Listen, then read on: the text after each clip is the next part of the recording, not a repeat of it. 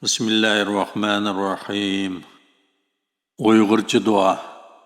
Muhammad Yusuf. Nahayat shafqatlik, to'liq mehribon Allohning ismi bilan boshlayman. Ulug' egimiz Allohga chin ko'nglimdan madiya o'qiyman va minnatdorlik bildirman. Yo'lboshchimiz Hazrati Muhammad alayhissalomga go'zal duolarimni yo'llayman. Ey Alloh, sen bizning egimiz, madadkorimiz va parvishkorimizsan. Bizning sendan boshqa egimiz yoki madadkorimiz va yoki tayanchimiz yo'q. Sen bizni yo'qdan bor qilib, chiroyli suratda yaratding. Bizga turli ne'matlarni ato qilding. Bizga aql idrak ato qilding. Barcha mavjudotdan hurmatlik va aziz qilding. Ey ulug' Rabbimiz, biz seni qanchalik mukammal madihlasakmo, sen o'zingni madihilgan darajada madihilashdan ojiz kelamiz. Onunğa tilimiz ojiz, so'zlarimiz yetarsizdir. Biz sana qanchalik ko'p shukr qilsaqmo, qanchalik ko'p ibodat qilsaqmo, sen bizga ato qilgan ne'matlarning, in'omlarning va yaxshiliklarning milliondan birini ado qilolmaymiz. Ey Rabbimiz, ustimizdagi haqlaring haqiqatan ko'p va cho'ng. Biz kuchimizning yetishicha seni rozi qilishga va haqlaringni ado qilishga tirishimiz. Sen bu yo'lda bizga madad bergin. Shukr va ibodatning yo'llarini bizga o'ng'aylashtirib bergin. Shu arzimas ibodatlarimiz va layoqatsiz qulchiligimizni o'z dargohingda qabul qilgin. Bizni dunyoda yaxshi bandalaring qatoridan qilgin. Yaxshi bandalaring qilgan yaxshi amallarni qilishga muyassar qilgin. Oxiratda bizni payg'ambarlar, shahidlar, rostchillar va solihlar bilan birga qilgin. Ey Rabbimiz, sen bizni seni yaxshi ko'radigan, sening mu'min, solih bandalaringni yaxshi ko'radigan kishilarning jumlasidan qilgin. Bizni kofirlarning, zolimlarning va gunohkorlarning qatorida qilmagin. Bizni sening haq yo'lingda mustahkam turadigan, iymon bilan yashab, iymon bilan o'ladigan va hayotning hamma sohalarini ibodatga aylantirgan o'lgulik kishilardan qilgin. Ey Allah, ey bizga ota-onamizdanmi ko'yimchan, jon tomirimizdanmi yaqin, to'limi shafqatlik Allah. Ey chin yurakdan qilingan samimiy duolarni ijobat qilguvchi, bandalarning hojatlarini bilguvchi, munojatlarini anglag'uvchi Allah. Sana qilgan ibodatlarimizni qabul qilgin, duolarimizni ijobat qilgin. Sana iltijo qilib, ko'tirgan qo'llarimizni quruq qaytarmagin. Ey shafqatlik egam Allah, biz osi, gunohkor va to'limi faqir bir qulingmiz. Shu topda ikki qo'limizni egiz ko'tarib turib, sening cheksiz mehr shafqatingga, keng mag'firatingga va katta fazilatingga sig'inib, sana iltijo qilyapmiz. Ey Allah, jimi gunohlarimiz uchun sendan mag'firat tilaymiz. Ey Allah, gunohlarimizni afu qilgan, yetarsiz taraflarimizni tuzigin, bizni yordamingdan va shafqatingdan qat'iy mahrum qilmagin. Ey Allah, barliq ishlarimizning kapolati bo'lgan dinimizga mukammal amal qilishga nasib qilgin. Tirikchiligimizning asosi bo'lgan dunyoligimizni biz uchun yaxshilab bergin. Bizga haloldan pul tepib, haloldan yeyishni va farzandlarimizni halol bilan oziqlantirishimizga nasib qilgin. Qaytadigan joyimiz bo'lgan oxiratligimizni biz uchun yaxshi qilib bergin. Bizni dunyo va oxiratning xorliqidan saqlagin. Ey zarrachilik yaxshilikni mukofotsiz qoldirmaydigan karamlik Allah. Ikki qo'llab beshimiz ustida ko'tirib sana tutgan bu ixlosimizni, bu sevgi muhabbatimizni bizdan qabul qilgin. Ey dillarni boshqarguvchi Allah, dilimizni diningga mustahkam qilgin. Ey dillarni o'zgartib turguvchi Allah, dillarimizni sening toat ibodating tarafga yuzlantirgin. Ey Allah, rahmatingni umid qilamiz. Bizni ko'z yumib oshqichilikmi o'z holimizga qo'yib barliq ishlarimizni yaxshilab bergin. Sen bizning yagona egimizsan. Sendan boshqa haqiqiy ma'bud barhaq yo'qdir. Ey Allah, barliq ishlarimizning oqibatini yaxshi qilgin. Bizni dunyoning xorliqidan va oxiratning azobidan saqlagin. Ey Allah, biz sendan payg'ambaring Muhammad alayhissalom tilagan narsalarning eng yaxshisini tilaymiz va sana sig'inib Peygamberin Muhammed aleyhisselam panah dileyen narsalarning yomonligidan panah dilaymiz. Sen eng yaxshi madadkorsan, to'liq shafqatlisan. Sening yordaming bo'lmasa, qo'limizdan hech ish kelmaydi. Ey Allah, bizga iymonni qizg'in so'ydirgin, uni dilimizga chiroyli ko'rsatgin, bizga kufri, buzg'unchilik va gunohni yomon ko'rsatgin. Bizni to'g'ri yo'lda izchil yurguvchilardan qilgin. Ey Allah, sendan qo'rqmaydigan dildan, qabul bo'lmaydigan duodan, to'ymaydigan nafsidan, foydasiz ilmdan sana seg'inib panoh tilaymiz. Ey Allah, mushu 4 narsadan panoh bergan ey Allah, bizga foydali narsalarni bergin. Bizga bildirganlaringdan bizni foydalantirgin. Ilmimizni ziyoda qilgin.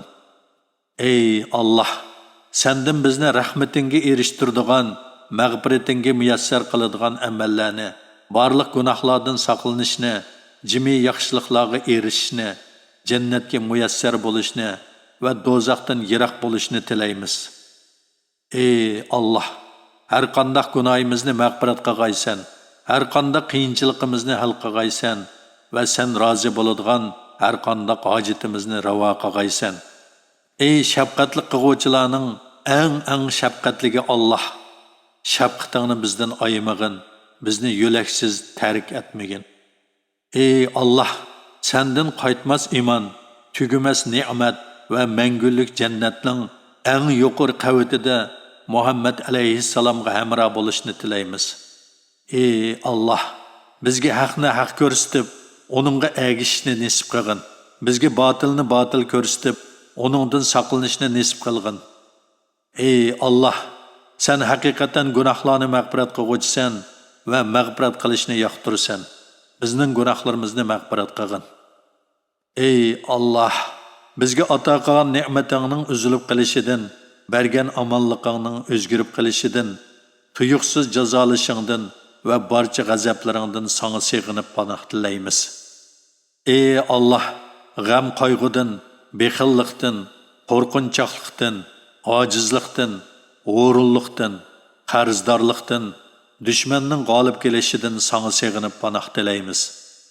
Ey Allah, Qur'on Karimni qalbimizning bahori, ko'nglimizning nuri, g'am qayg'ularimizni ketkizguchi qilib bergin. Ey Allah, bizni Qur'on Karim bilan sahih sunnatning yo'lidan hargiz ayirmagin. Ey Allah, bizga bizni gunohdan tamoman yiroq qiladigan, buyurganlaringni to'liq o'rindaydigan taqvolik, jannatga elib boradigan toat ibodat, dunyoning musibatlari va qiyinchiliklari oldida hozirab qolmaydigan ishonch ato qilgin.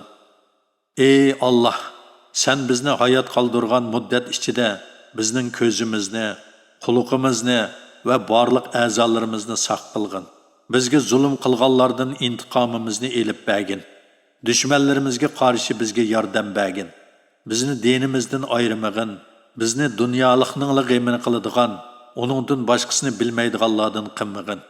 Bizga rahim qilmaydiganlarni ustimizga musallat qilmagin. Ey Allah, biz o'zimizga ko'p zulm qildik. Gunohlarimizni sendan boshqa hech kim mag'firat qilolmaydi. Bizga rahim qilgin, gunohlarimizni mag'firat qilgin. Sen haqiqatan mag'firat qilguvchisan.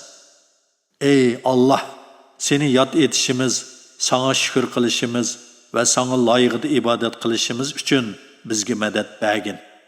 Ey Allah, sening roziligingga talmirib, g'azabingdan panoh tilaymiz. Sening qo'g'dishingga talmirib, azobingdan panoh tilaymiz. Sana seg'inib azobdan panoh tilaymiz. Sana seg'inib do'zaxdan panoh tilaymiz.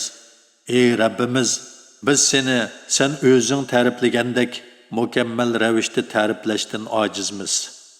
Ey Allah, zolimlarning ishkenchisida ingravotgan xalqimga rahim shafqat qilgin. Ularni tez vaqt ichida zulmdan qutqizgin.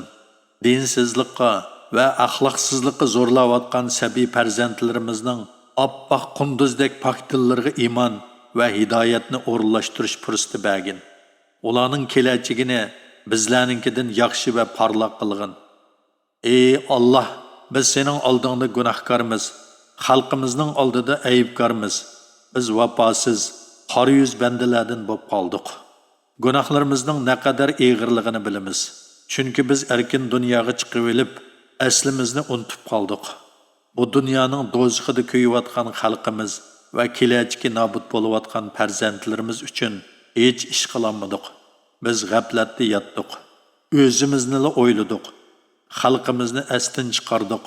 Ularning chekkan dard alamlarini anglamaslikka, bilmaslikka va ko'rmaslikka soldik. Biz yanala sening kang mag'firatingga sig'inamiz. Sendinli yordam tilaymiz. Chunki bizning buningdan boshqa yo'limiz yo'q.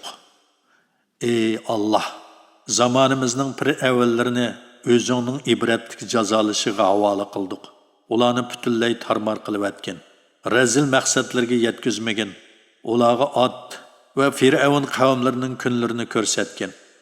Ey Allah, ona vatanimizdagi aziz xalqimizni qo'g'digin. Ularni nobud bo'lib ketishdan saqlagin.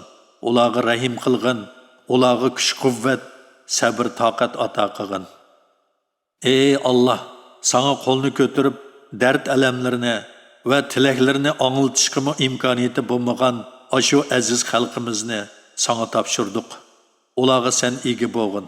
Ularni sen qo'g'digin va sen qutqizgin. Ey Allah, erkin dunyodagi Uyg'ur xalqimga iymon, hidoyat, birlik, inoqlik, g'ayrat, shijoat, aql, farosat, kuch-quvvat va imkoniyat ato qilgin. Bizni bo'linishning va tabriqchilikning vabolaridan saqlagin. Xalqimizga aql va insof bergin. Ey Allah, qo'limizdan kelgancha sabr qilib, seni rozi qilishimiz va xalqimizning dardiga darmon bo'lishimiz uchun